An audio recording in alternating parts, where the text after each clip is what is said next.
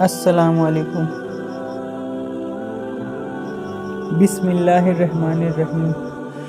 मेरा बेटा हार नहीं सकता, क्योंकि एक शहजादा जंग में गया तो उसकी खबर ये मिली कि वो हार गया, तो सबने मान लिया कि वो हार गया। लेकिन उस शहजादे की माँ ने कहा कि वो हार नहीं सकता और ये खबर गलत है। बादशाह ने कहा, मेरे पास एक यकीनी खबर आई है कि वो हार गया है और तुम कह रही हो कि ये खबर गलत है। लेकिन बस शहजादे की माँ अपनी बात पर अड़ी रही। लेकिन कुछ देर गुजरी तो फिर ये खबर आई कि शहजादा जंग जीत कर वापस आ रहा है।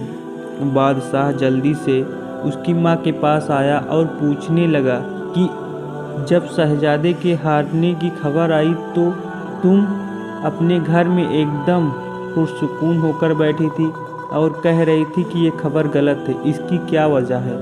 पाक रहना और हलाल ग़िज़ा की अहमियत। शहजादे की माँ ने कहा, वो बात बताने की तो नहीं, लेकिन आप पूछ रहे हैं तो बता देती हूँ। बात ये है कि जिस वक्त शहजादा मेरे पेट में था उसी वक्त मैंने तय कर लिया था कि हराम तो हराम है, मैं कोई शक शुबह वाला लुक़मा भी मुंह में न डालूंगी, ताकि कहीं ऐसा न हो कि उस हराम लुक़मे की वजह से ये शहजादा बुज़दिल पैदा हो।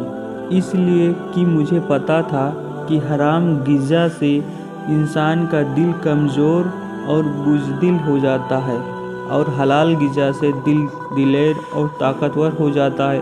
और आखिर तक मैं इसी की पाबंद रही। माँ की बावजू और सूरे यासीन पढ़ते हुए दूध पिलाना। फिर जब ये पैदा हो गया तो मैंने दो बातों की पाबंदी की।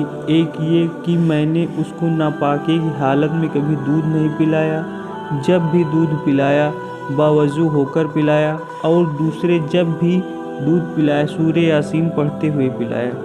उसके दूध पीने के ज़माने में भी मैं हराम और शक शुबह वाली चीज़ों से बचती रही कि कहीं ऐसा न हो कि हराम लुक़मा मेरे पेट में जाए और उस लुक़मे से जो दूध बने वो मेरे बेटे के पेट में जाए, जिससे उसकी अंदरूनी ताकतें ख़राब हो जाए और उसका दिल कमज़ोर हो जाए। चूँकि मैंने इन बातों का एहतमाम किया था, इसलिए मुझे यकीन था कि शहजादा बुज़दिल नहीं हो सकता और लड़ाई में अपनी बहादुरी दिखाकर जीत कर ही आएगा। इसीलिए मैंने उसके हारने की खबर को गलत कह दिया था। सलाम हो ऐसी माँ पर और उसकी तरबियत पर।